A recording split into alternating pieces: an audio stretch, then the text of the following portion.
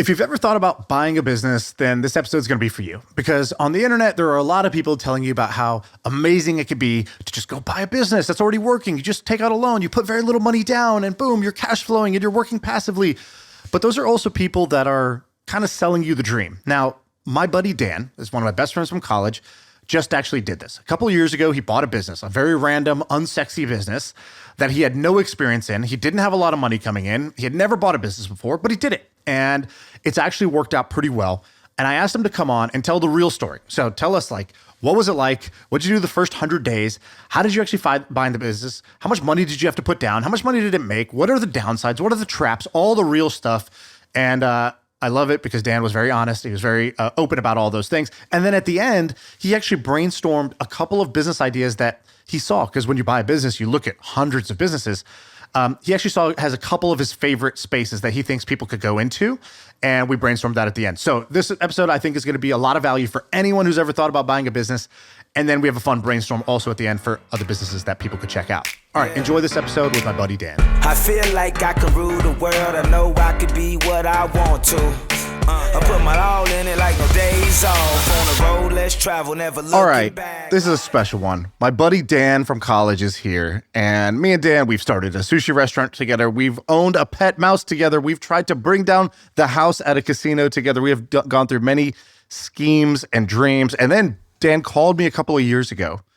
And I convinced him to try to buy a business. And then he has done it now. He bought the business and he's here to tell the story of that whole journey of going from a guy who never thought that he would ever buy a business to now owning one of the most random businesses that you'll ever hear about. And then I got Sam here, who doesn't know Dan. So it's me and my college buddy. And then Sam, you're sort of the third wheel on this date. Are you ready for this? Yeah, sign me up. This isn't the first time it's happened, but I'm going to ask questions that usually what I think is what the audience thinks. So I'll ask some questions. Yeah, exactly. All right. So, Sam, where do you want to start? Just maybe first question is who the hell is this guy? Who are you? Yeah. Who are you? Certaner, Dan Certaner. So I wasn't his roommate in college. I was like the next door neighbor. So for the Seinfeld references, I was like the Kramer. I'd show up from time to time unannounced. Lived with this guy for 4 years. So I go way back with Shaan. And by the way, Sam, the funniest part of meeting Dan the first day of college, I walk in and Dan, the way he looks now, he looked exactly the same at age 18. And so Dan is standing there and he used to wear a visor because he's like, I don't know, cool guy from New Jersey. Back in the day. Yeah. So I thought he was someone's dad. I was like, this guy with a visor, I saw him from the back and he knew everything. He was like, laundry's down there. Yeah, you have to do this. You know, your meal plan's not going to work until you activate it. You have to go he knew everything about the campus and I was totally clueless. I didn't know anything about going to college. And he was like one of the smart guys who like requested having a single room, didn't have to have a random roommate. So Dan's been ahead of the game for a long time. And okay, and what business did you end up buying, by the way? So I bought a company called Fleet Packaging. So it's a packaging distributor. So effectively, we work with large retailers in the U.S. Who need any sort of packaging. So if you go to a mall, you leave with one of those to-go bags. We help companies buy those, and then we help with warehousing distribution. We make it easy to buy bags overseas. So he is Dan the Bagman now, which is all you really need to remember, Dan the Bagman. But to get there, I think it's a fun kind of journey, right? So we're going to skip the part about me and Dan in college and then the company we tried to start together. We're going to skip that for now. We can go back there later. I think the buying a business story starts where, in actually kind of a funny way. So after we kind of try and fail at our first business, we go off and do different things. I go move to Australia. Dan moves to San Francisco, and he goes and gets a job at Facebook. A few months later, Dan calls me, and he's like, "Oh yeah, sorry." I don't know what he said, but he was like, "Yeah, I was just quickly just fixing a bug." And I was like, "Fixing a bug? What are you talking about?" And he's like, "Yeah, I'm coding now."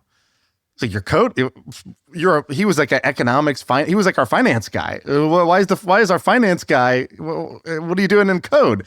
And basically what he did was, I don't know if you know this, Dan, but I guess at Facebook, they have just like a coding academy internally at Facebook. Dan, is that how you describe it? Like a boot camp? Basically, yeah, any non-engineer could go like become an engineer just while on the job. Is that how it works? It's not explicitly. So it's actually for engineers when they show up. So when you show up, and I actually think they just got rid of this like a few weeks ago. So this might be old news, but for the first 20 years of Facebook's existence, when you get a job as an engineer at Facebook, you go to this 8-week crash course on how to be an awesome Facebook engineer. And it's not typically open to non-engineers, but why accept the status quo? So I was actually one of the few people who early on was able to take classes there. So I started in fraud. Do you have a good Farmville fraud story? What does an average person like us not know about like fraud on a farm? Like Farmville sounds like the stupidest thing in the world. The fact that there's even fraud going on. It's like, am I stealing crops from Sam's farm? Like, you what's are going on? stealing crops. Well, what you're doing is you're wanting to make a better farm than Sam, but you don't have time. Is this for pride or money? Well, the fraudsters are doing it for money. So the buyer is doing it for pride. They're like, I want a bigger farm than Shaan, but I don't have time to actually spend my time playing the game. So I'm going to go online to the black market, wherever that is, and someone's going to sell me 200 mushroom seeds to plant in my farm. And they've procured those illegally because they've stolen someone's credit card. And there's this whole world of Facebook games fraud that existed. So Farmville was basically like, I don't know, is that the laundering part? Basically, the guy steals the credit card, uses it in Farmville, sells the Farmville stuff to me, which looks harmless, and he gets cash out the other side. Precisely. This is like a much less cooler version of The Wire. It pretty much. Well, there was also like real money laundering too, where like people would make their own app and then launder money through that. That one was a little more intense. Dude, Sam, one time I was like, Dad, what are you even doing at Facebook, dude? What do you mean fraud? What is the Facebook fraud? And he goes, have you ever opened up your timeline on Facebook and just seen a dick?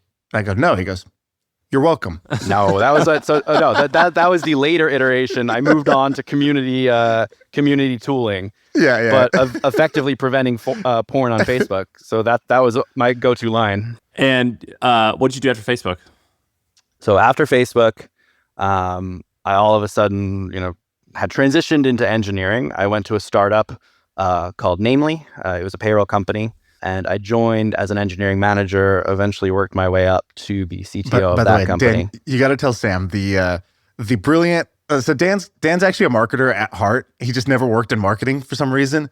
But the way he framed himself in the job market was amazing. So he's at Facebook. He becomes an engineer there, right? So it's not like he's like MIT computer scientist, right? Like when you think about like I'm a Duke Spanish major. He's a Duke Spanish major. When he was at Duke, he kept taking this class called lemurs, where he was going to the zoo and looking at lemurs all day. Like that's what Dan was doing at Duke. But then he trains himself to be an engineer, and then when he goes into the job market, he has this brilliant way of framing himself so that he ended up becoming a CTO of this like fast-growing startup. All right, so I leave Facebook. As you will see, most of these things are schemes that Shaan and I have done in our lives that slowly elevated to good ideas. But I left Facebook, basically the best of the best at the time. Like it was, still is, one of the best technology companies. But I'd say, I joined Facebook, there were 3,000 people. I left when there were 60,000 people. So I saw a lot of things. And I'm not like old school Facebook rich. I missed that. And I wasn't an engineer in the beginning. So just want to clarify that too. But I left and I had, kind of this weird amount of experience. Like I had 4 or 5 years of coding experience, which is cool, maybe enough to make me like an Eng 1 or Eng 2 at a normal company. But, I had moved into management while I was at Facebook. And the way that I positioned it was, I am a Facebook manager. I know how things work at Facebook. Let me come into your startup and let me whip your team in shape. Let me help your team run like a Facebook engineering team. All right, so I've built a few companies that have made a few $1 million a year, and I've built 2 companies that have made tens of millions of dollars a year. And so I have a little bit of experience launching, building, creating new things. And I actually don't come up with a lot of original ideas. Instead, what I'm really, really good at, what my skill set is researching different ideas, different gaps in the market, and reverse engineering companies. And I didn't invent this, by the way. We had this guy, Brad Jacobs. We talked about him on the podcast. He started like 4 or 5 different publicly traded companies worth tens of billions of dollars each. He actually is the one who I learned how to do this from. And so with the team at HubSpot, we put together all of my research tactics, frameworks, techniques on spotting different opportunities in the market, reverse engineering companies, and figuring out exactly where opportunities are versus just coming up with a random silly idea and throwing it against a wall and hoping that it sticks. And so if you want to see my framework, you can check it out. The link is below in the YouTube description. But Sam, isn't that great to just be like, how to rebrand yourself to be like, I'll make your engineering team run like a Facebook engineering team. And if you're a startup founder who's, sitting like namely who's in New York, right? That's kind of aspirational to have somebody say that versus just, I have 5 years of experience, right? Yeah, man, that's great. Yeah, it's all about storytelling. So the story is so far is like, whatever, pretty good. You're stumbling into things. Just a smart guy, a smart guy with a dream and a little bit of scheme in him. And now you're in a position where you're like, I'm at this startup. We just raised a bunch of money at a good valuation. I'm the CTO. I got these shares. I'm going to be rich. Gonna be rich. What happens? Didn't get rich. Second time. Facebook. Cool. Really didn't get rich. This time didn't get rich. Long story short, we found ourselves in a place where in order to do what we needed to do, we needed to sell the company. Or in order for the company to do what it needed to do next, we needed to sell the company. And it became very clear that this wasn't going to be kind of this massive windfall that I had been expecting. Long story short, the company sells. I find myself out of a job because as part of the transition, the acquiring company was like, we have a CTO, so we don't need you. So it's like 5 years of hard work and kind of that dream of like, hey, we're going to take something and turn it into something else kind of goes away pretty quickly. And that's kind of where things start to get interesting because, I have Shaan on speed dial. So had a fortuitous conversation with him that day. Was he the one who inspired you to do this, or did you listen to the MFM, or how did that insight going to be? Because like it's not normal for a Duke Facebook unicorn startup guy to buy a business. Correct. So no, it wasn't even like a, hey, Shaan, I need advice. It was just like a random like, we were just doing let's catch up call. Yeah. Yeah. Let's just catch up. It's been a while. Wait, so Shaan, did you say like I use this bad company? No. So we're on this college catch-up call. What's going on with you? Dan tells us this story. We got acquired.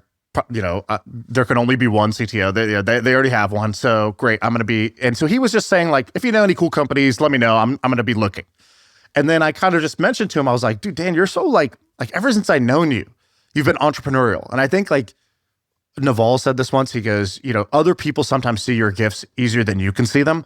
So he was saying for Naval, he also used to think I'm going to be a scientist. And his mom was like, no, you're going to be a business person. He's like, what? No, science, right? And she's like, no, like every time we walk by a pizza shop, you're telling me all the 3 different things that they should be doing to run their business better. Like you're always doing that. You're a natural fit for a business person. Like that's what you're good at.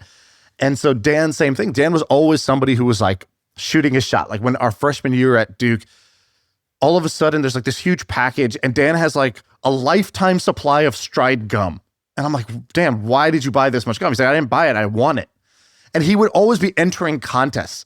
I went, one day with Dan, I go to work and Dan goes, hey, I got to get off early. I got an audition. I'm like, what? What are you doing? He's like, I'm going to try to get on Wheel of Fortune right now. And so I went with him and we both got casted onto Wheel of Fortune. Well, you leave out the point. We were doing the sushi restaurant at the time. So we're both like been working all day. We have these bright green headbands. Like we came in with knives. Like we had our sushi knives on our belt. We come into this interview. Like no wonder we got cast. It was like, this is good TV, man. Yeah, these clowns. But he was always doing this. He was always like, he early on, he started recording like product review videos for like, I don't know, 2 cents a pop or something like that.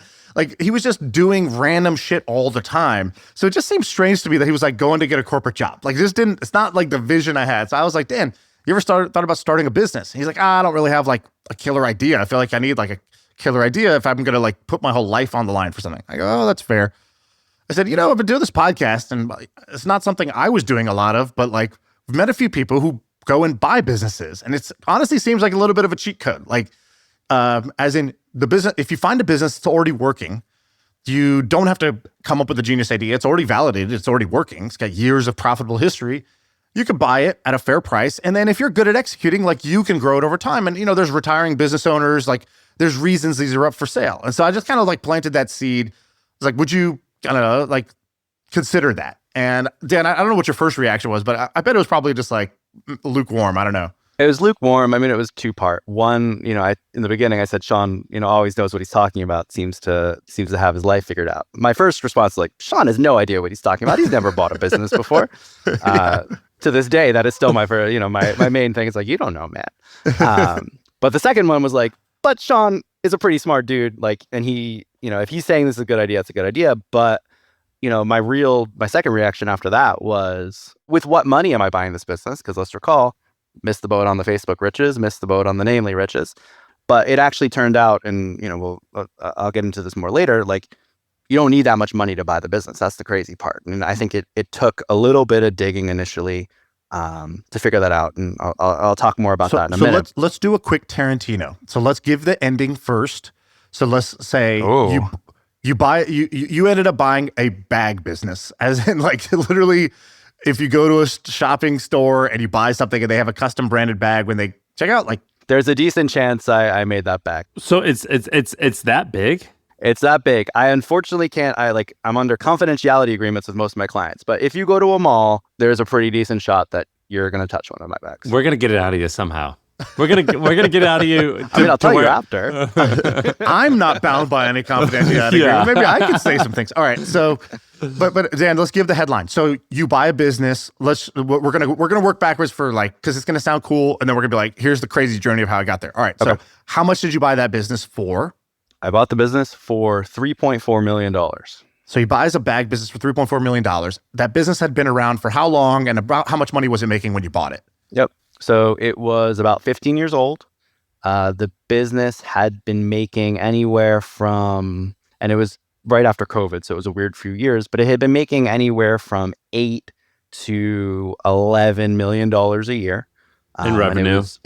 And it was doing, on average, about $800,000 in profit. And what's the URL? What's the Fleetpackaging.com. Best bags in the business. Best bags in the business. Do you have like a slogan yet? So a jingle? We're working.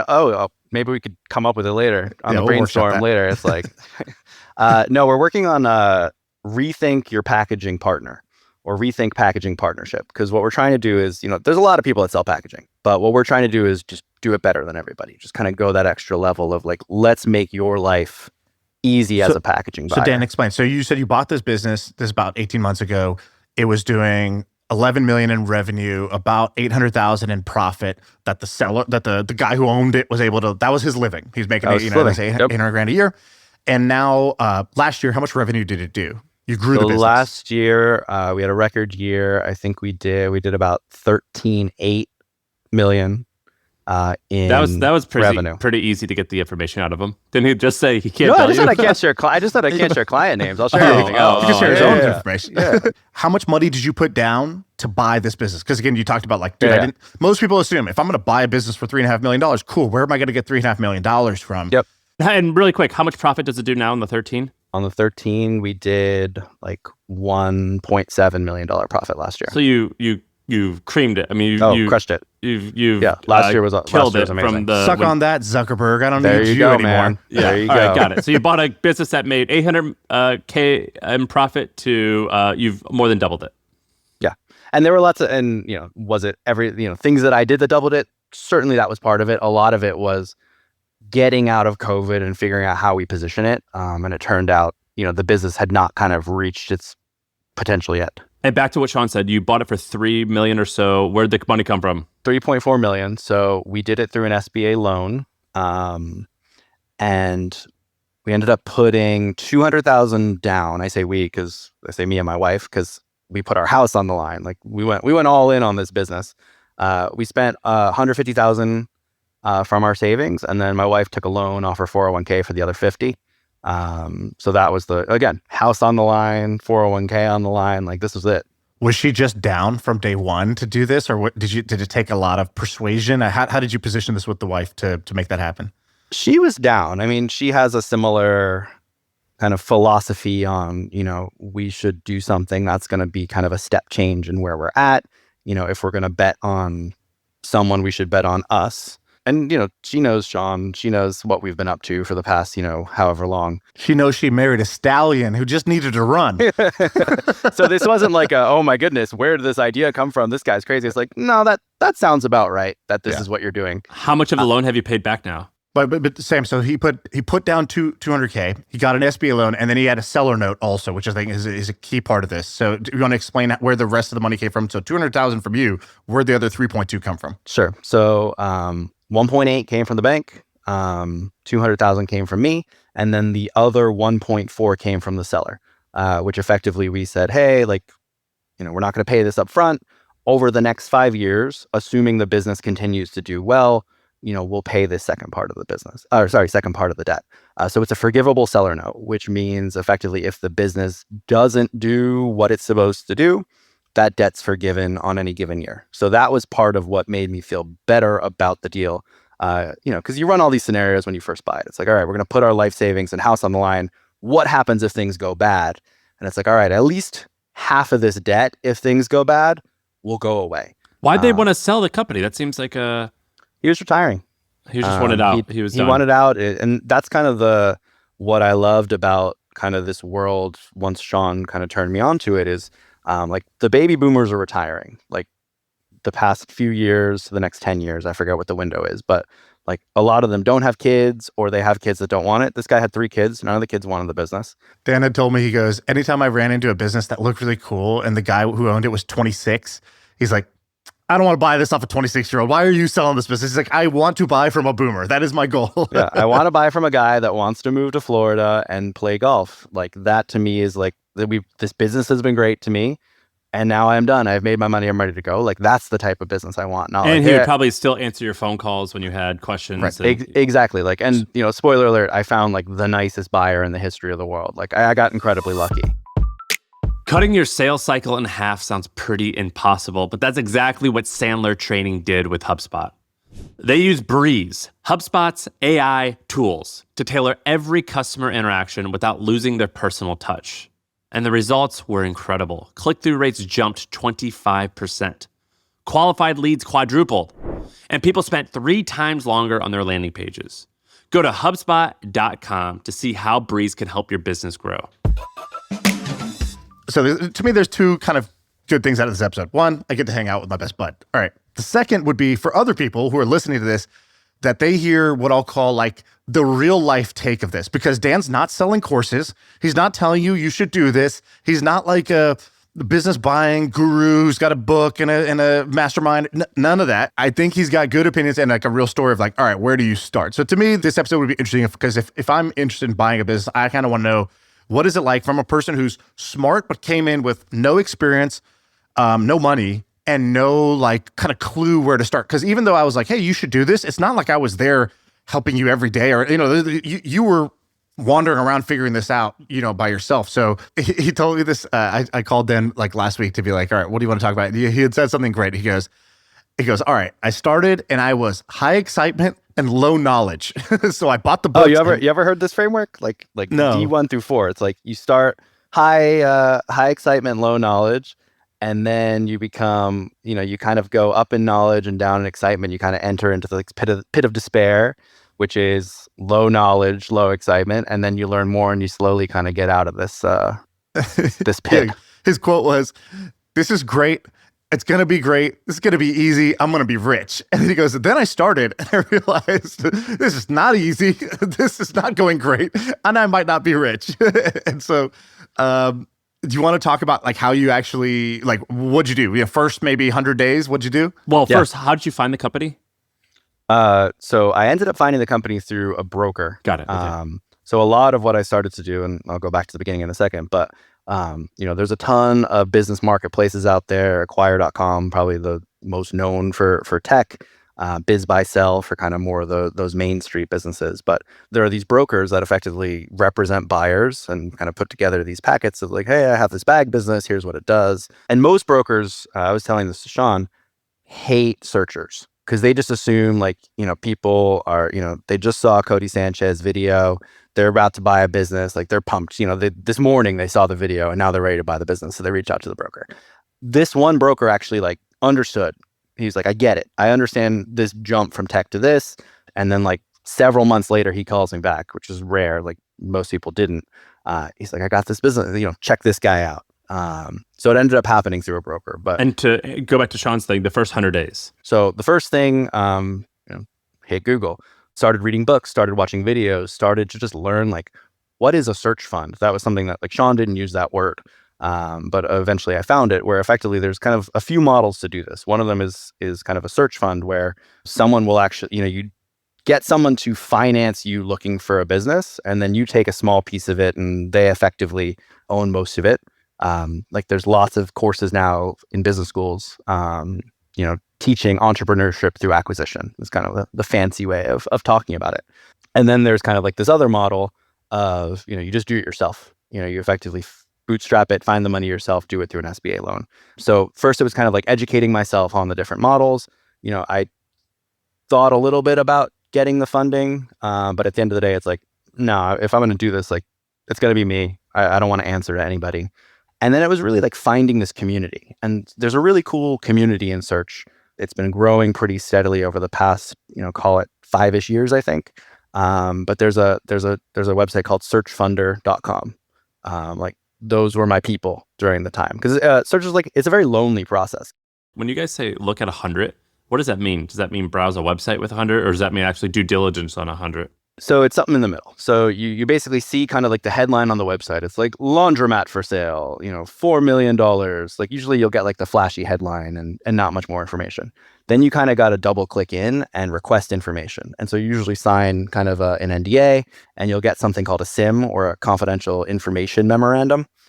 So it's kind of look at like 100 of those, because that's really going to show you like, here's the finances of the business. Like here's kind of the story that they're putting together. It's like a summary of the business today. And so that's the one where it's like, I think a mistake is people think you fall in love with the first few businesses you see. Like, oh, this is great. Yeah, I could buy this. And you kind of really like, you're just like a teenager that just went through puberty, and you just fall in love with the first, the first set you see. And you're like, well, no, that's probably not the right way to do this. Let me actually just plan that it's probably going to take me over 100 to even find one good one.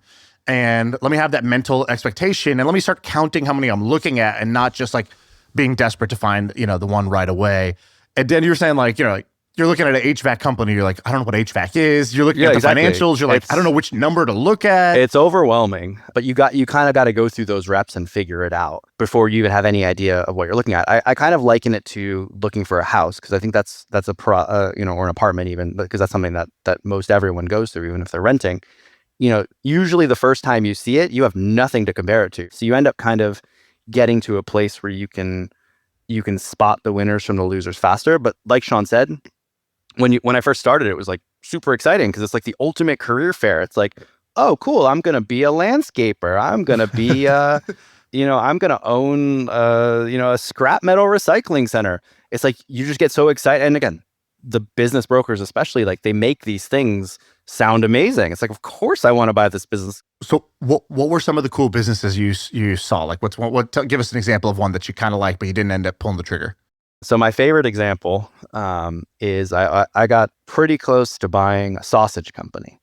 It did about like $10 million a year in sausage. My favorite anecdote on this Sam one. is also a fellow sausage man, actually. Yeah, what's I know. up? I know that. Kindred spirits. If we held an event, it might also be a sausage fest. We don't know. You're almost a purveyor of fine wieners. That could have been. I could have been, and still may be. So you went, but you didn't just like you didn't just read the sim. You're like touring. No, I went there. I went to the sausage. I'm like walking through, like pretending to know what I'm talking about. Like, how hot does this oven get? Like, it's like, that's the biggest thing. You gotta like figure out what questions to ask. This is a really common. Have you guys heard of the secretary problem? Yeah, somebody explained it. Somebody told us that on the pod. So recently. I used it when I was looking for an apartment the other day, and it was actually pretty magical. And so the thing is that so I'm repeating from memory, so I might get it wrong. But basically, if you have, it started with the secretary. If you were hiring a secretary, you'd want to interview. Let's say you had 10 interviews lined up. You wouldn't want to pick who to hire until you saw at least 37% of the applicant pool. So, for example, if you saw 10, or if you had 10 to see 10 interviews, you'd want to go through the first 4, and then after the first 4, you would select the first person who you met that was of equal value to or close to the highest person you saw in the first 4. Does that make sense? So, if you see an apartment, let's say you go and see 100 of them, the first 37 you don't do. But the next one after the first 37 that you see that is as good as the best one that you previously saw, that's the one you select, and that's called the secretary problem. So you can't go back and buy that first one? You can't go back. You cannot go back. But you need to you need to spend time like exploring the first third to see what all is out there. That's fair. I bought the house that I found on the first day of touring. So I just want to make sure I didn't like violate the secretary problem, but I did. Yeah. You did, but you didn't with the business. And so you I wanted didn't with to- the business. And so what of the 100 or so that you saw, were there any that looking back, you're like, that was a winner? No. It wasn't until we saw, and you know, there were a few close ones where like I think I was under LOI maybe like, 3 or 4 For times. example, that sausage company had like one huge client. They had and one then- huge client, and no contract. It was no just like, contract. But you And- thought they were amazing. That's kind of my point, is you thought of some were so good that you were under LOI. Yeah, It's- but then you get, you know, you're under LOI and then you get, you know, the full amount of information and then you very quickly see like this was LOIs being are also in this business is like it's kind of like agreeing to a first date more than it is an engagement. People make LOIs. They'll have 3 LOIs out at the same time, and it just says it's an agreement. We agree to look more, right? We agree to take this seriously, to show you some interest here, but it's not binding in the way that you think when you first go into this, or if you're the seller, you're like, oh, we got an LOI. It's like, well, hang on, I would bet the LOI to close ratio is probably, I have no idea, but I would guess it's like under 20%, you know, in terms of just LOIs received during a process. Yeah, because you know, you're not giving a lot of the information you're not even getting until that point anyway. So, you know, you're checking all the boxes up until there. Like, this seems good. I think this is going to be good. And then, you know, you get their financials or you go tour it and you find kind of that, oh, this is why, you know, you're selling it, or this is why it hasn't been bought yet. That's So- another thing. One thing you did that was great. I think I kind of was like, the one piece of advice I think I was pushing on you was like, hey, write a memo for every one of these deals that you like. Basically, he would write me like a 1-page Notion memo that was basically like, what is the business? Why does it, you know, like how it, like, what is the current state of it? Just speak in numbers only, right? Why is the seller selling? You know, what's the one reason that you would buy this business? What's the one reason you would not buy this business? You know, what are the kind of, and you would just go there and you would write these memos. And I feel like that was key, because I remember you would call, you were like excited about, let's say, like, I don't know, what was an example of one you were excited about that then after the memo and we talked it, we beat it up, and then we were like, no, this is not worth doing. It was a Clover app. I remember the conversation. So basically, like, so the Clover point of sale system, like when you're like checking out of a restaurant, Got and it. it's like, you know, they flip it and you're like, what's your tip? This guy made different apps for it. So like, you know, like when you round up for charity, for instance, I think that was one of his apps. So it was actually pretty interesting. It was like, hey, Clover's a growing Super kind of- niche. Yeah. very niche. But he owned 20 of these things. It was, you know, more up my alley in terms of tech. But, you know, when I actually hashed it out with Shaan, you know, it was kind of like at the end of the day, it was very niche, very small, and there wasn't necessarily a good path to grow that business. It was just something that like was interesting now, but probably didn't have the longevity of, hey, you're about to swing, you know, this is gonna, that's another thing you said to me, Shaan. You were like, this is gonna be, you know, don't listen to all those like blogs out there of like, yeah, you're gonna buy this, flip it, and the next year you're gonna buy 2 more businesses. Like, no, you're probably gonna be working in this business for a little bit of time. Make sure it's good, make sure it's lasting. And I think that first one was an example of like, sure, if I was gonna buy 10 businesses, maybe that was one of them, but like that's not the game we're playing right now. A couple other, I thought, like key points. One was don't buy a job. So I think early on when you go to search, you see big price tags and you get scared a little bit because it's like, how am I going to afford this? And like, this is too risky. And so you gravitate towards things that feel like kind of safer and more achievable, but it's actually a bit of a trap because it's like, yeah, this is safer, more achievable. It nets $100,000 a year of profit. I can buy it for only, you know, he only wants 180 or something like that, you know, and so you get excited because it seems cheap. But the problem is it's still going to take all of your time to buy this business, to run this business. And you basically bought a job versus the thing you bought, which was like $11 million in revenue, doing $1 million a year, almost a profit. Real dollars. Yeah, that's not a job anymore. Now that's like an asset. That's like a real business. And yes, it took more risk and it took more time to find a good one of those, but it was like well worth it. So I feel like that was another kind of like key learning I think we both had during this process, like became blatantly obvious. Yeah, not rushing the search. And you want to, trust me, like call it like 5 months in, you know, when you really hit this pit of despair of like, I'm never going to find anything. Everything under $5 million is trash. You know, private equity scooping up all the good stuff, and anything that's left, you know, under this point, like there's a reason it's there. You kind of just get to this place like you're never going to find it. It's easy to want to just grab one and say like, no, those things are fine. Like we'll kind of ignore those holes in the business. I've made so many bad decisions. Like most all bad decisions that I've made, it was it's like I had principles leading into this, and I got fatigued, and I didn't stick to my principles. Fatigue, yeah, Yeah, exactly. There was one that was like a SEO business. It was actually like a good business, but what was the situation with that one? Yeah, so that one was like a competitor for like SEMrush. It was a solid business. It made, I think it did like $1 million. It was like $500,000 to $1 million a year in profit. Like it was a nice business. But this was right as AI was really starting to becoming kind of the center point of the conversation, especially as it relates to search. I helped a friend buy a company that was in the SEO space, and anytime an SEO company wants to sell, it's sort of like anytime. Do you guys remember Bitcoin miners? It's like, so if these are so good, why are you selling a money like literal money printer? Yeah, and SEO is sort of the same way, where it's like, wait, so if you're just getting like a fountain of traffic and customers, why would you want to get rid of this? Well, that's the same thing. It's like when you meet a 30-year-old selling a business, it's like, why? And that was exactly that. And I think going into, let's call it the AI headwinds, it was like, there's a lot of reasons this business might be completely different. And I think Shaan said, like, unless you feel like you're the best suited to take this SEO company into the next 5 years, there's more risk than upside. And it's like, that is not my background. So, that's not the game I want to play.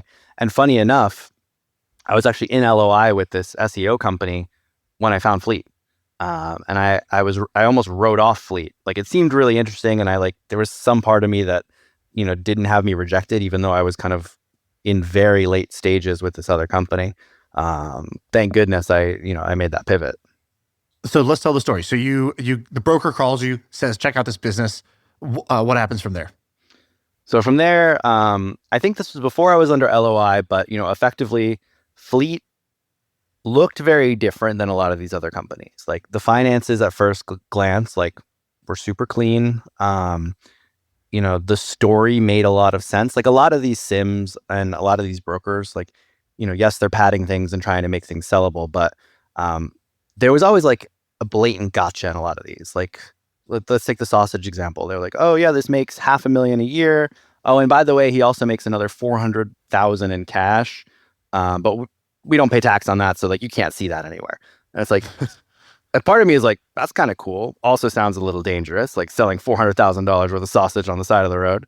But like, there's always something like that with a lot of these businesses. But Fleet was like very clean. Like everything was kind of buttoned up. The story was really tight, and it kind of checked all the boxes of like, this is a recurring business. Like people are rebuying the bags several times a year. They have these amazing clients. They have these amazing factories. That like, it looked very different than these other companies. Sort of sounds like Dunder Mifflin of bags. Exactly. Yeah, exactly. I am Michael Scott. It's a necessity that these companies need. So what'd you do? You meet the guy? I was actually going to say no to the broker because again, this SEO thing was heating up. I hadn't had my come to terms talk with Shaan yet. He's like, hey, the seller wants to meet you. Let's all go out for lunch. I was like, all right. I'm like, free lunch, that's cool. So we meet for lunch, and like my goal was like, entertain this business, but at the end of the day, like I'm under LOI, so I really shouldn't free lunch. Yeah, free lunch. I should break up with him after this lunch. But we start talking and like, just had this instant connection with this guy. Like he was the most stand-up guy I had met in the past few months, especially when it comes to like the business ownership. He wasn't trying to pull something over my eyes. Like he wasn't trying to spin the story. He's like, this is the story. Like a lot of people like, put lipstick on a pig. This guy was like selling a rabbit or selling a different animal. Like it wasn't like, he kind of said it as it is. And it was very refreshing. And like in that moment, it was like, I kind of abandoned the, like, I'm going to break up with you. And like, we kind of went the other way. We started talking about like, okay, well, how are we going to work together during the transition? How are we going to grow this? And then my favorite part is they asked if we wanted any dessert, and he's like, oh, do you want to share a tartufo? And I was like, yes. And we shared a tartufo. I don't think I've shared dessert with my wife ever, but I shared a tartufo with this guy. And like, I remember calling my wife after, and I was like, I didn't do what I was supposed to do. Like I was supposed to break up with this company, but like we shared a tartufo, and like, I think we're going to buy a bag business now. And it was just like this like complete 180. But in hindsight, literal Michael Scott, right? Doesn't he have a scene at Chili's that's like exactly this? yeah, exactly. It would be like a lava cake or something like that. Yeah, exactly. A tartufo. A tartufo. It's very. I don't think that was my first tartufo I've ever had too. Who knows what a tartufo is? I had to Google it. You're my type of people, Dan. I tell you that. There we go. And then from there, I broke it off with the SEO guy. We ended up like diligence took a while. That's like the second part was like, okay, like now you're committed to buying a business. How are we going to do this now? And like it actually took 4 months. Because again, like I'm signing my house away, signing my life savings away. Like I needed to be damn sure that this thing was going to be solid before I did that. And then like the world of search like took on kind of like that next chapter of like, all right, well, how do you actually like figure out, are the assumptions you've made in this quick few week period of dating, like, are they correct? And we kind of transitioned to that phase of the process. What was wrong and what was right for your assumptions, and what was the difference in his asking versus the paying? So we actually negotiated the price of it pretty early. Like that part actually happened during the LOI for the most part, or like 99% of it. And there were actually 5 bidders, which I thought was a lie. Like I kind of assumed this was them bluffing because they were like, yeah, we got 4 people in the packaging industry that want to buy, and then there's you. So, it's going to be competitive, blah, blah, blah. But again, I just figured that was a tactic to try to drive the price up. But to this day, the seller maintains that was the case. So at this point, I have no reason not to believe it. We ended up taking, I think they wanted 3.5 or 3.6 for the company. So we ended up agreeing to 3.4. The part that took the most negotiation was that forgivable seller note. So the biggest kind of red flag in the business was that one client was over 50% of their revenue. So my biggest fear, rightfully so, was, everything's great today. They've been a client for 15 years. What happens if next year they leave? All of a sudden, it's a very different business.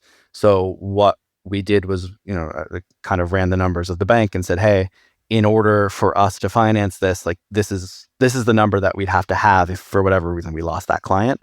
So that part was probably the most intense of the negotiations. But for better or worse, like most of what he said ended up being true. Like there weren't any of these, and he said that in the sim, like that wasn't news. What was surprising to you, or what was different than the dream that gets sold on social media?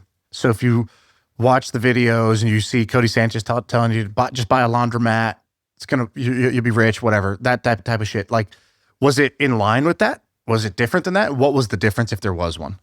Yeah, it's not nearly as easy as Cody Sanchez makes it seem. And I probably went a little more overboard. I think like when I think about the amount of time I spent in diligence, the amount of money I spent in diligence, I'm a risk taker for sure, but I'm a calculated risk taker. So it's like before I make this gigantic gamble on the rest of my life, I want to make sure I've done everything humanly possible. And I think when you watch a lot of these videos about buying the business, like they make it seem like, you can just find one and then kind of transition right away. And the whole process is really easy.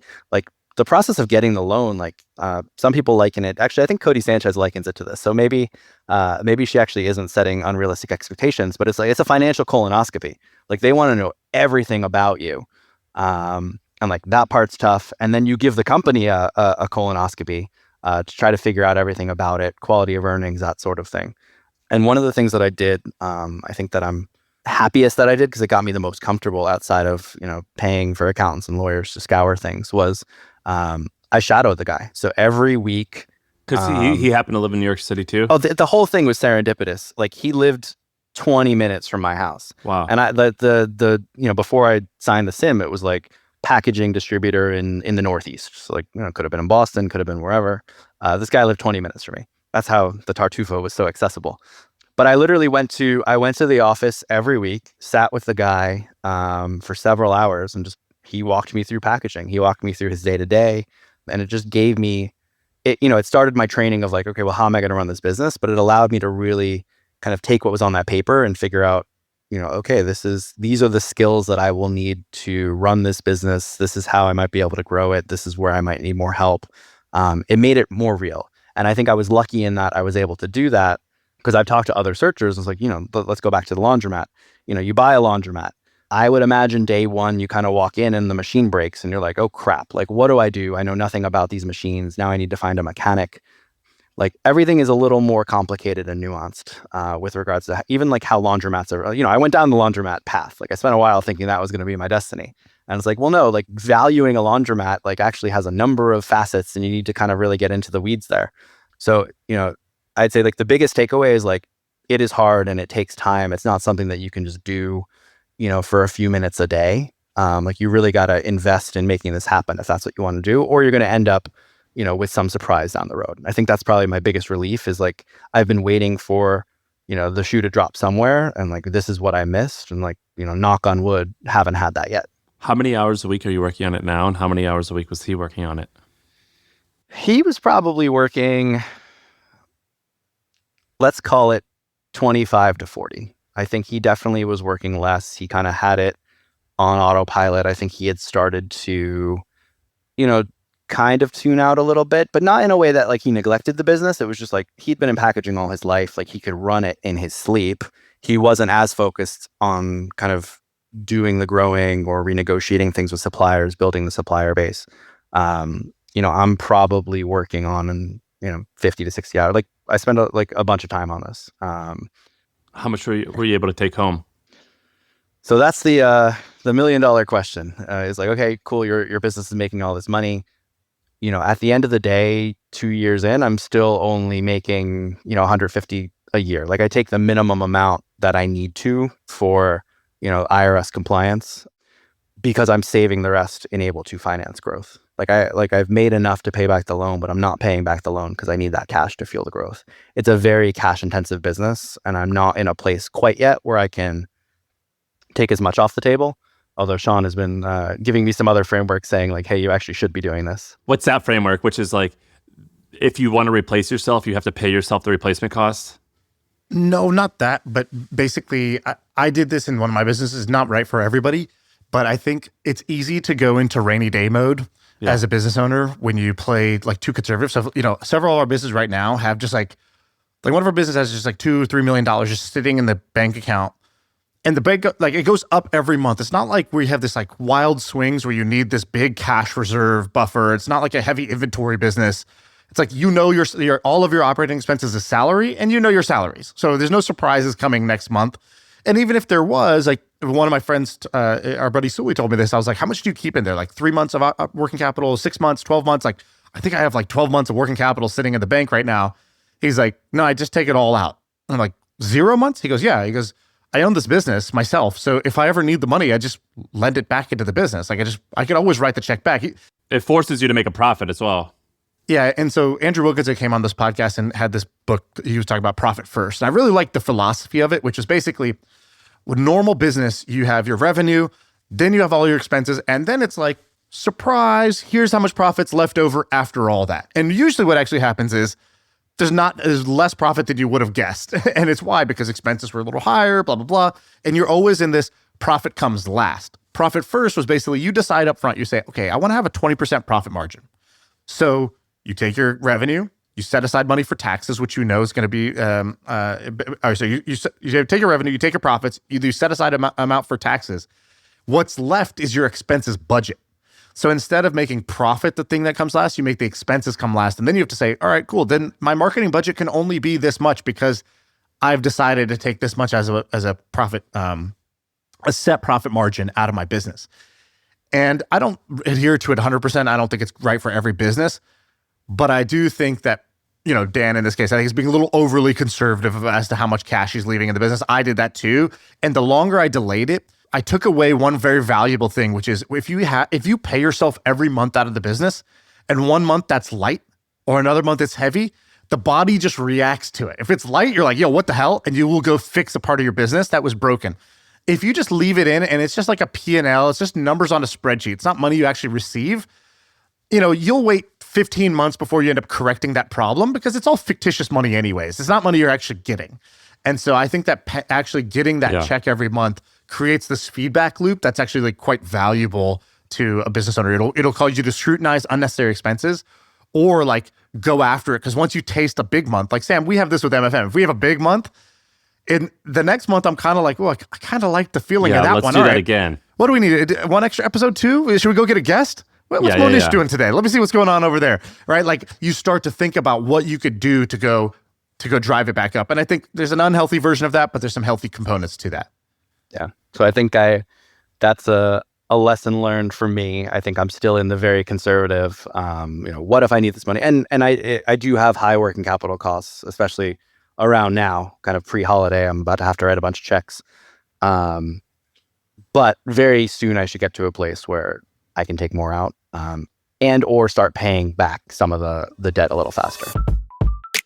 All right, listen up. Turn the volume up because it's your boy Shaan, and I got a little message for you. I talk to hundreds of founders a week. And when I talk to founders, everyone says the same thing. That the one thing they need the most is not funding. It's not more resources. It's just having more time. The goal here is to win. And the way you win is you get yourself free time to do stuff that's high impact. How do you do that? Well, I'll tell you my solution. The answer is Gabby. Well, you might be wondering, who is Gabby? Gabby is my assistant. She is my wonderful assistant. Gabby lives in Latin America, and she helps me save about 20 hours a week. So what she's doing for me is every morning, my inbox is sorted and triaged, and the most important stuff is right at the top with draft replies ready for me. So I'm never behind on email.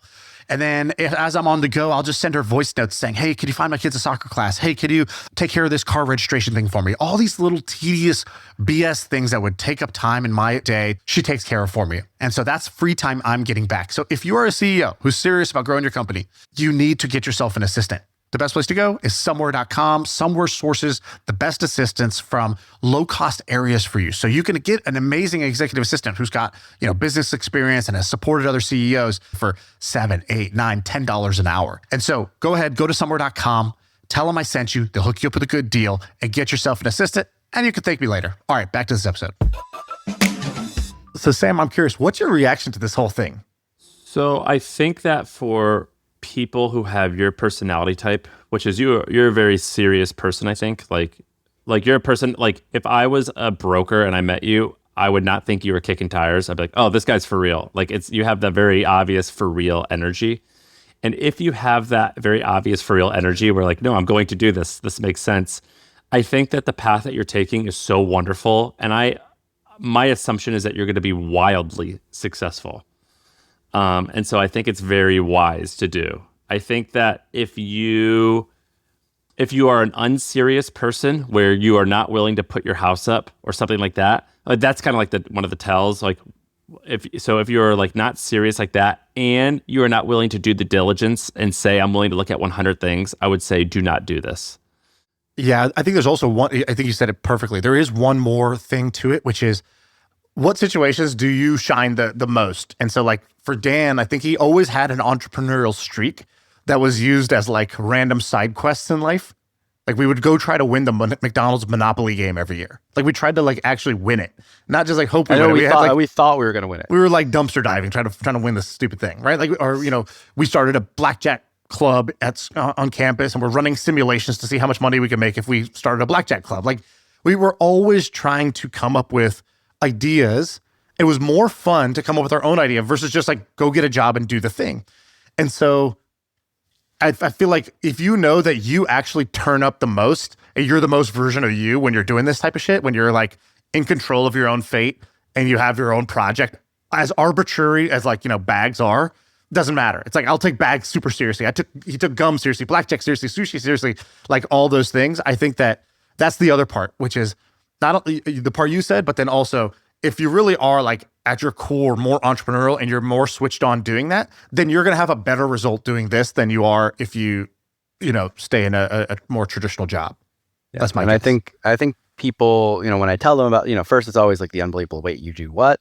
But then the second, like their mind goes like, oh, I should do that because, it sounds great in hindsight, right? Like when everything works out, it's like, cool, of course this is easy. Of course anyone can do it. But I think people miss the point that there's a lot of ways that this doesn't go like that, and it's not necessarily the most glamorous. I also think most people shouldn't do this. So, for example, I agree. This is not something this does not fall within my skill set. So, if I had to guess, when you were buying the company, like you guys were negotiating over 10, 20, 30, $40,000 things. Like if I had to guess, you were incredibly anal about the paperwork. You were asking, you're like, what's this $3,000 charge? What's this? That is not what I do.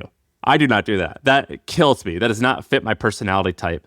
So I have bought and invested and done a bunch of real estate stuff in my time, and I lose on all of it because you make your money when you're buying it and when you sweat the details up front, that is not what I do. I don't think necessarily that is what Shaan likes to do. And I think that if you are the type of person who plays a board game and you memorize all the rules and you like sweat the details, and you have that attribute, then this buying a company it could potentially work well for you. I'm the guy that takes the rule book out of the box and reads it to explain to everybody. Exactly. If you have that trait, this could be awesome, life-changing.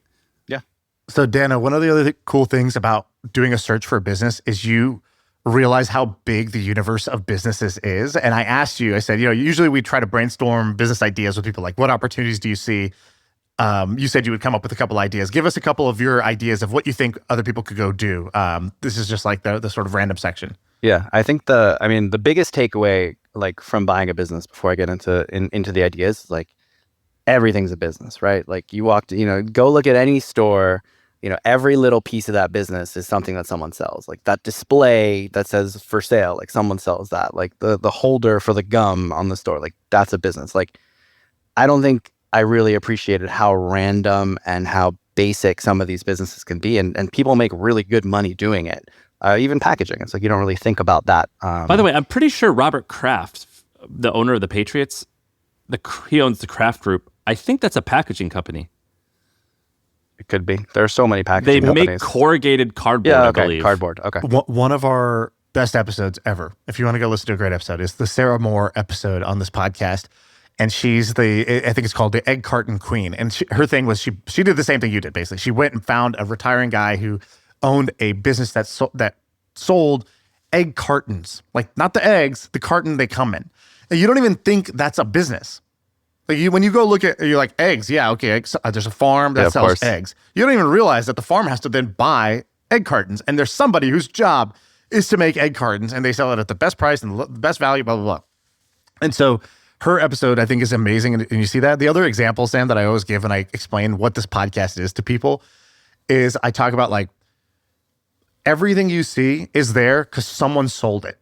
Like nothing gets there by accident. And so I was like, even in the workplace, if you go to your break room and there's a poster on the wall that's like the labor code, there's a guy in Minnesota that sells that. He makes $1 million a year selling you the poster every year. Once I heard that, I was like, oh shit. It's like a physicist when he learns about string theory or some shit. It's like, oh, it's everywhere. I get it. Oh, the waves are particles. You see the it's world like, of the components. Yeah, all the components themselves are businesses too. And then you realize like, if you're not making it in business, it's mostly because of a lack of creativity and effort. It's not because of a lack of opportunity, because literally every item everywhere is itself a business that somebody is running to get it there. And so there's no lack of opportunities in that sense. Yeah. So now I'm like hardcore on the other end of the spectrum of like as unsexy as possible. I want to do that. Like I want to be the guy that has like the most random thing. Like packaging is pretty random. Like in a future world, once I if and when I'm done with this, like I want to go even further. Yeah. By the way, do you have when you're laying in bed at night? What do you think? Like in 10, 20 years, we could be this. Like, do you think this could be a $100 million company? Do you think you could sell it for a certain amount? What's your sort of North Star that excites you? So, at this point, I don't have any plans to sell it. I do think it could be $100 million in sales company easily. Like there's some of these big packaging players are huge, and we're able to compete with them. That's kind of we're small in the scheme of things. Like it's a nice sized business, but we're small in the scheme of things. But what I'm finding is as we work with these brands, like we actually do have a pretty differentiated offering because we are small, we're scrappy, and people love that. And as we've been able to kind of add clients, I'm like, oh, this thing can really take. Like we can really scale this up and start to gain more traction with these large brands. And the crazy thing is people spend these big companies spend tens of millions of dollars on their packaging. So you could easily get like 5 clients to get you to 100 million, like that, if it's the right 5. So my goal is to grow it. I do think in a few years I'll hire an operator to run it. One of my biggest pieces of advice to people searching is like, don't assume you're going to hire the operator day one, especially if you're putting your house on the line, because there is not a single person that I trust to run this business when I'm going to get kicked out on the street if it fails. When I get to the place that I feel better about that, like only then will I then decide, okay, well, maybe I'll hire someone and just do more strategic work. But yeah, I'm loving doing what I'm doing now. So I think it's eventually scaling my time. So it's not like I'm very involved in all the processes right now. And I designed it that way because that's how I learned. I'd love to be able to go away and not have to take a call because the blue isn't blue enough. Like, I get I do a lot of color matching. When we were doing the sushi restaurant, Dan was not only sweating the details in the finance side, but we were like, dude, we don't really know how a restaurant works. None of us have ever worked in a restaurant. So Dan went and got a job at Noodles and Company. Oh, yeah. And he studied them from the inside, and we treated it like it was like Ocean's 11. Like every day he'd come home, and we were like, "What did you read a learn?" report? Yeah, yeah. And How he'd long like did you work draw there for? He'd like draw the workflows, or he'd yeah. like write down. What did you learn, and what did you bring me? Give me the pesto cavatappi. Yeah, then he'd bring the pesto cavatappi, and he'd be like, "Trust me, do not eat the tomato basil soup." We're like, "Why? It seems just tomato soup." He's like, "Don't eat the tomato basil soup, guy." And so he was like, went undercover, and he was like willing and to then go I had to like that the big reveal, like the big undercover boss reveal at the end when I quit. Yeah. By the way, were they blown away by the fact that you're like, I am creating a sushi chain? I think I tried to hire the GM, and she's like, "All right, like that sounds better than what I'm doing here at Noodles and Company." Like she was like I thought she'd be like, "You betrayed me." And it's like, cool. You're like, "Oh, you're trying to move next door? Great. Like we can trade food at lunch." So Dan, let's do actually, do you have the business plan that we made? Do you still have that binder? Yeah, one sec. Let's find it. So the story here is that not only did Dan work undercover at Noodles and Company, at some point. Also, this was not I didn't just put that there. Like that's lived there behind. You just keep me. that there? I don't have one. I need to get a copy of this. All right. I have this. I also like our Sabi Sushi hat is right there. Oh, nice. Yeah. So basically, the first business me and Dan and our buddy Trevor had out of college was to create. It was a brand called Sabi Sushi. The idea was to create the Chipotle for sushi. So go get sushi the way you eat Chipotle, where you just walk down the line, you pick your ingredients, and you get the thing. This is our big idea. And which was I maintain a good idea I think at the time. Been proven. It's been proven it's a bad idea, but like I still want it. Okay. So we not only did Dan work undercover at Noodles and Company, we then go and I don't know how, we get a meeting with the founder of Noodles and Company. And we show up to this meeting with this binder.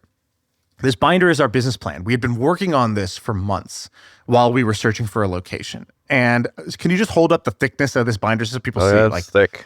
Let's see. Yeah, like this is probably a couple hundred pages of a business plan in there. And there was stupid things. So part of it is what you would expect. Like here's the startup cost. But part of it was dumb stuff like the uniforms and how we're going to like progress people from entry level to manager and what their values are and all. We had not sold a single role to a single customer, and we're worried about all this other shit. So, but what we think, we're tricking ourselves into thinking that planning equals productivity. And, spoiler, planning did not equal productivity. We're basically doing a very fancy form of procrastination. And so we get to this meeting with this guy from Noodles and Company. I think his name's Aaron, if I remember correctly. And he... I forgot that guy's name. He's like, all right, so like, what's the plan? And we think we're about to wow this guy. And we're like, plan? Oh, funny you should ask. Whip out that binder, slam it on the table, and it's basically like, here's our plan. Look how great this is. And I remember he looks at it, and first of all, it looks like a kid's project. Like even the cover is like we inserted this colorful thing in the front plastic thing. And then he flips through, and he's like realizes pretty quickly, oh, these idiots wrote a 250-page business plan for their sushi restaurant, and they don't even have a location. They don't have any customers. They're starting on from scratch. And I remember the look on his face, and then I remember like the moment that was rock bottom for me in the whole sushi journey, which was that he should have just ripped us and been like, guys, what the hell are you doing? This is so ass backwards. Like, why don't you get out there, start testing your concept, see if people actually want this, and then you'll learn by doing. And instead, he kind of took pity on us and didn't say that. I could tell he wanted to say something, and then he was like, and then he just tried to be nice about it. And I was like, oh my God, we're so bad that he feels like he needs to be polite about this. that means we're even worse than just being bad. And I just remember realizing like, I don't know what the right answer is, but whatever we're doing is dead wrong. I could tell you that right now after that meeting. I just remember years later, years later, someone did tell us that though, in Boston. There, you know, we were about to sign a 10-year lease. And we literally just met this guy like 10 minutes ago. And it was a guy, he like owned a bunch of Boston markets. I don't know if you remember this. John Prendergast. Oh my goodness. I don't know how you say it exactly. Call. That's his name. He was doing a tech company now, but he was like, early in my career, I owned 20 or 30 Boston markets. And so he's like, so I know a little bit about the quick service industry. Let me, be your mentor. Yeah. But he basically just tore the whole thing to shreds. Like within 5 minutes, was like, this is wrong. Don't sign that lease. And like Trevor like wasn't in Massachusetts with us when we were doing this. He was like about to sign the lease. We like called him. We're like, wait, no. Yeah. Well, this guy was great because he's like, so like he asked us a question and we gave him the answer we'd been giving everybody else. So I think he was something like, so what makes you think that there's demand for this? And we were like, well, sushi's been on the rise. Blah, blah. We gave him this like spiel. And he's like, all right, so is this gonna work or what? And he basically cut through the nonsense and he's like, how do you know? Are you testing this? You're just going to sign a 10-year lease with a personal guarantee with no clue if the market actually even wants this? Like, doesn't that seem insane to you guys? And he gave us real talk, and I'll forever be grateful for him for giving us that real talk because he saved our ass from signing that lease. And he gave us a different plan. And he was like, why don't you test this? Rent out a commissary kitchen like bakers and caterers use. It turned out they were like $20 an hour. It was like super cheap. No long-term commitments. And he's like, rent those out, do it delivery only, validate the demand, see if people like your recipes, see if people like the price points. You'll learn so much by doing that. And then you'll know what you need out of your first location if you're going to go there. And that saved our ass. That advice saved us. And, whenever somebody asks me for like any advice or help, I just remember like, can I give them 1/10 of the value John gave us is the new like North Star for that situation. Yeah, I remember he introduced us to like lean startup and, actually figuring out, we used to poll people. We're like, would you eat sushi once a week? Like how many times a week would you eat sushi? Which is a badly phrased question anyway. Yeah. In hindsight, they're like, oh, I'd come 2 to 3 times a week. And it's like, we did this proof of concept on the cheap as quickly as we could. And like the answer was like, not even once a month. Yeah. Like night and day. Right. Outside of like LA, SF, New York, the answer is like, if I eat sushi at all, like, right, to make a concept like this work, it needs to work in Texas, Colorado, it needs to work everywhere. And the answer was, if I eat sushi at all, I eat it about once a month and I'm happy with that. I'm not trying to eat it 3 times a week. And I'm going to go to the nice restaurant to do it. Right. And we were looking for like the 3 people who validated us rather than ignoring the 97 people who were saying no. We were like, yeah, see, those 3. He also did one other amazing thing that, as an entrepreneur, I now see like this pattern over and over again. So he suggested to us, he's like, do it delivery only. And we were like, but he like saw the look on our face. He's like, what? And we were like, delivery just sucks. And we started, he's like, why? So we're like, delivery, I mean, you order food, you don't even know when it's going to come. This is before DoorDash, by the way. This is before I think Uber the biggest thing is we probably invented DoorDash and didn't know it. And we were fixated on the sushi, but we really, came up with a better model. Exactly. So this is before all those. So we were like, you call in an order, you don't know when it's going to come. It shows up an hour later. The packaging is all shitty. The food is cold. It's leaking out the bottom and it just feels cheap. And we're like, that's why like it sucks. And our takeaway was, therefore, no. And his was, wow, looks like you found all the things to improve to make this a 10x better experience. And like since then, now I see this all the time. If you talk to entrepreneurs, it's like you think about a space and you're like, oh, that's horrible. That's horrible for these reasons. And like the entrepreneurial response, the customer response is it's horrible. The entrepreneurial response is, wow, what an opportunity. Because if I just change those 4 things, I now have created this huge, level up in the customer experience. And so we ended up doing it where our delivery times were sub 30 minutes. You knew exactly when it was going to come. We stamped on the food when we made it, so you knew it was fresh. We put a webcam in our kitchen so you could see us working on your order. We did like all these other things to try to make delivery actually a cool experience. And the bar was so low by basic delivery standards that that kind of actually worked. Yeah. And so I thought that was the other like really brilliant thing that John did for us. Yeah, rethinking what everyone kind of assumed we would make with a restaurant and kind of flipping it on its head. And it allowed us to fail faster. So back to the business ideas. You had a few here. Are there any that you think are cool or interesting that you think somebody could go do? I'm very into what I'm calling fun to run businesses. So I actually looked at a few of these towards the end. I think I found Fleet when I saw some of these, like laser tag, bowling alleys, like kind of these family entertainment businesses. And I have kind of two hypotheses around them. One is like, I think I saw like 1 or 2 P&L. Again, do your own research. Don't just blindly accept that this is a good space. The 1 or 2 I saw, like, wildly profitable, very low cost. There's probably a high startup cost in the beginning, but like climbing gym or something like that. It's like once you get it set up, they have like these autonomous ones now too. You don't even need that much labor. But also as a dad, I have 2 kids. Like I'm always spending money on these things. Like my son had a laser tag birthday party. There's like one person working at this laser tag thing. They like own the laser tag game in town. They charge you for the adults standing at the birthday party. And I'm like, wow, like I could do this better. I want, they have you hostage. All the arcade games. You got to buy their food. Kind of these very easy to run, like almost a single person, but let's call it like a teenage business. So you hire teenagers to work there, like anything that they're not going to mess up. Yeah, like a bowling alley. And then how do you find things that like have multiple purposes? Like there's a bowling alley in my town, and it's during the day it's for kids. Like they have the kids activities and like after school activities, and then at night it's the bowling league for the adults, and they have a bar, so it's the local dive bar. It's like, then there's like 5 vending machines in there. Again, teenager working, like the no frills. But I have to imagine if you can find the right business like this, kind of great to be able to just go bowling at your bowling alley. I can't do much with my paper bags. Like I go and I check them out. I maybe walk around with them, but like not much to do.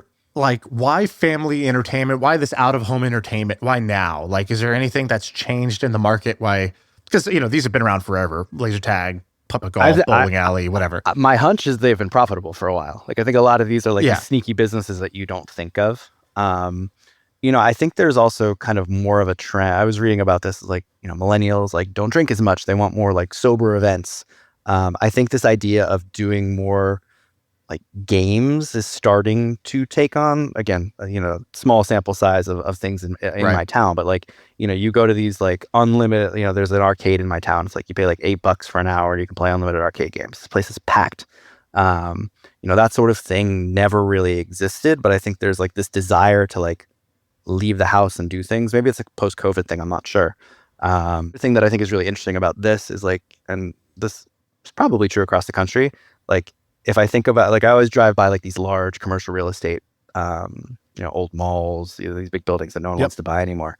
And then when I see what people put in them, like it tends to be kind of like these newer more interesting things like, pickleball courts. Like I think I read something. It's like, they're taking all the old bed baths and turning them into pickleball courts. So it's actually like take something that maybe you can get that's not being used and, make a climbing gym, make it a ninja course. Way I think is like the most incredible marketing, where they like just marketed gymnastics to boys. And now all of a sudden they've doubled the amount of like demand for this. And then there's like the climbing team and like this place is packed all the time.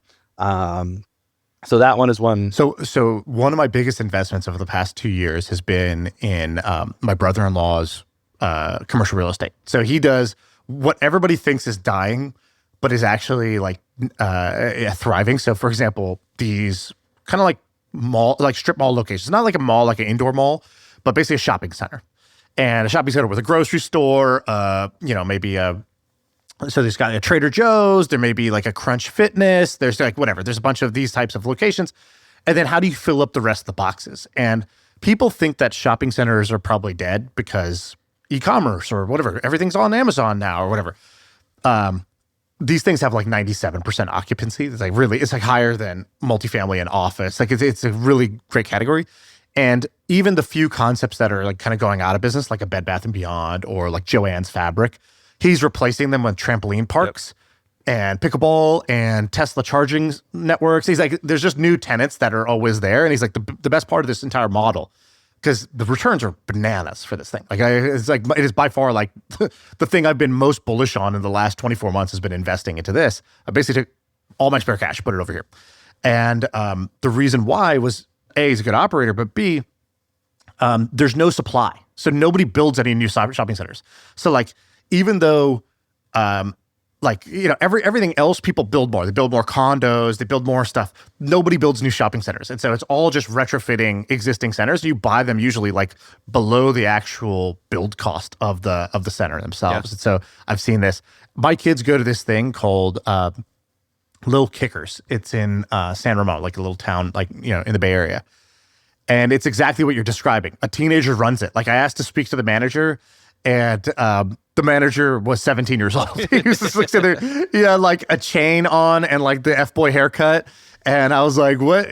You're in charge of this thing?" And he was great, by the way. He was actually like a really good manager. But everybody who works there is young. Like, he's young. He's like, probably, he's definitely like, I don't know, under 23 years old.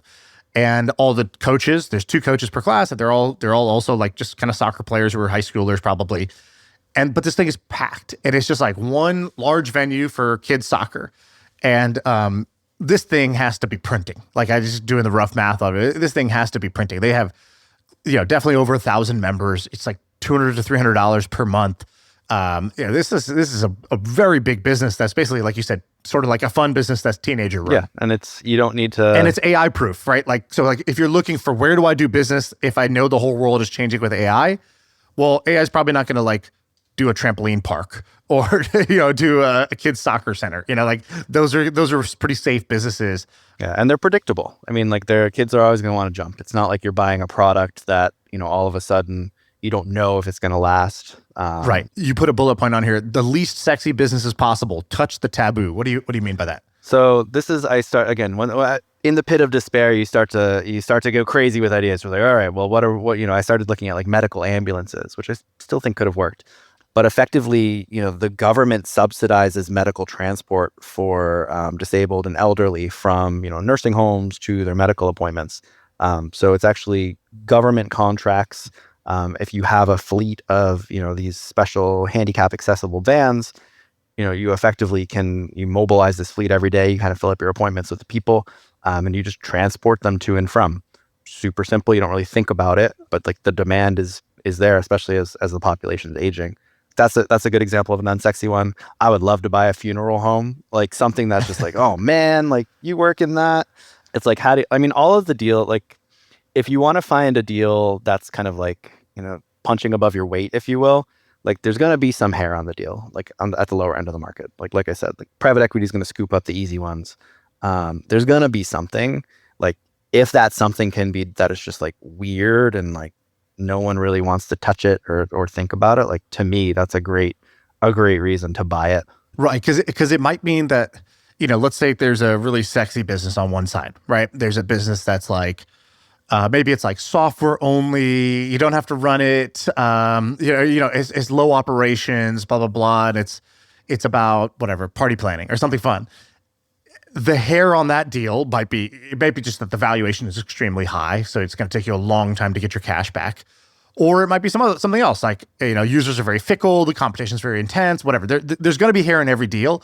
The good thing about what you're saying is that if you choose the hair that it's not the most fun thing to run. Well, or the hair is going to be like, you got to cremate someone. It's like, I don't actually know if I want to do that. Like, now that I'm saying it out loud, like, right. I'll hire a teenager to do it then. But like, that's a better hair. That's about a better amount of hair. Like, you kind of know what it is. It's like the hair is the thing almost. Right. It's not versus like the P&L has hair, or there's a lot of debt on the business already. There's other problems in other areas. Exactly. So if there's something that like if 20 people are going to flock to the software only party planning one, but only like 2 crazy enough people are like, well, let me roll up these funeral homes, try to like aggregate. And I'm sure people do this. Like, I'm not the first one to think about this.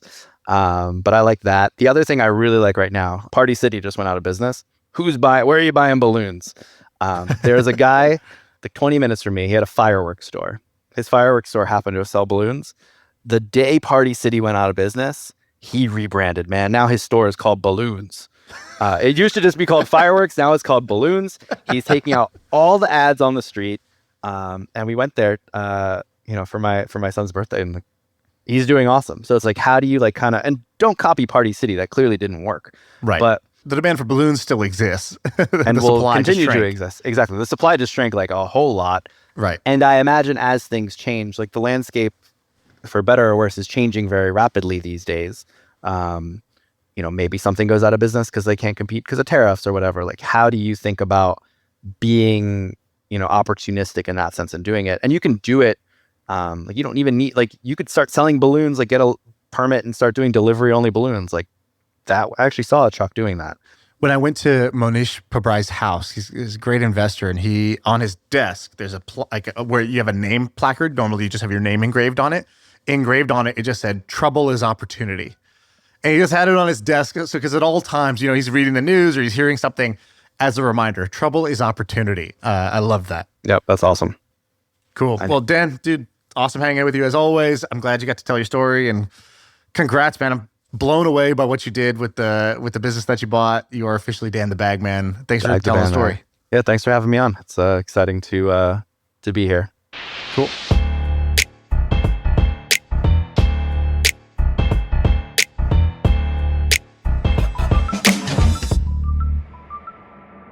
All right, my friends, I have a new podcast for you guys to check out. It's called Content is Profit, and it's hosted by Luis and Fonzie Cameo.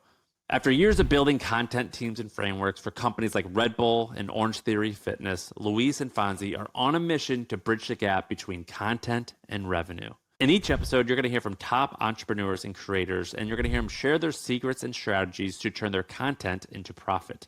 So you can check out Content is Profit wherever you get your podcasts.